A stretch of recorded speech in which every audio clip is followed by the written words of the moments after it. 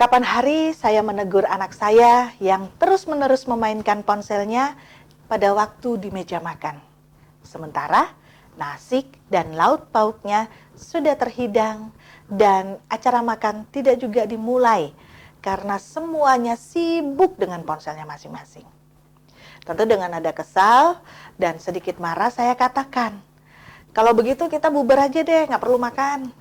Nah, rupanya tindakan saya mendapat reaksi yang tidak menyenangkan dari anak saya. Hingga memancing perdebatan yang begitu panjang. Debat itu tiada akhir karena saya juga merasa saya ini waktu itu posisinya terpojok. Karena anak-anak saya mengatakan, kapan hari itu loh, ibu juga begitu. Kita sedang sementara makan, sudah siap, ibu main HP. Nah, maka jalan terbaik untuk mengakhiri kekacauan itu pada saat di meja makan adalah kesepakatan. Bagaimana cara memulainya? Nah, saudara, membuat kesepakatan dengan anak adalah pendekatan yang sangat baik dalam mendidik mereka. Terutama untuk mengajarkan bagaimana yang namanya tanggung jawab. Baik itu kemandirian dan tentu rasa hormat. Proses ini juga membangun komunikasi dua arah yang sehat antara kita sebagai orang tua dan juga anak kita. Nah, ada beberapa langkah praktis yang mungkin bisa membuat kesepakatan lebih efektif dengan anak kita. Yang pertama, yang harus dilakukan untuk menciptakan kesepakatan itu adalah dengan melibatkan semua anggota keluarga dalam prosesnya. Yang harus dihindari adalah jangan sampai kita ini hanya menerapkan aturan sepihak, hanya untuk anak saja misalnya, tapi untuk semuanya. Kita bisa ajak anak untuk berdiskusi, kita tanyakan pendapat mereka. Atau misalnya dalam konteks di meja makan, ya bagaimana kalau menurut kamu sejak kapan ponsel tidak boleh berada di meja makan? Ketika anak merasa didengarkan, tentu mereka cenderung akan mengikuti aturan yang disepakati.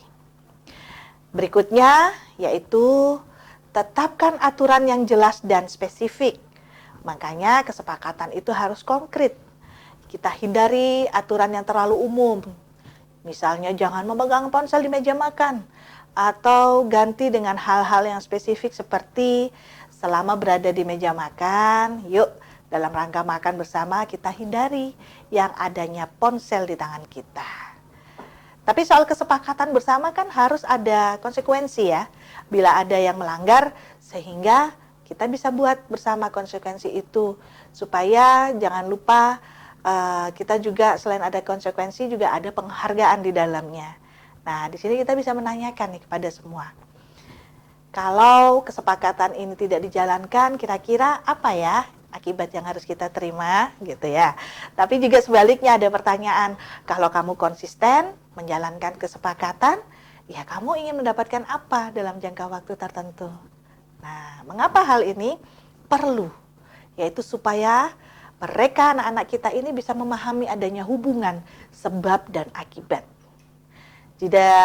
Jika kita ada kesepakatan dan sudah disetujui bersama, maka bila perlu kita tulis, kita tempelkan kesepakatan itu. Jadi membuat kesepakatan dalam bentuk tertulis atau visual. Nah, ini bagus melibatkan bersama-sama seperti poster, kita tempelkan gitu ya, sehingga diketahui dan diingat bersama. Kita tempel di tempat yang mungkin bisa terlihat sebagai pengingat bersama.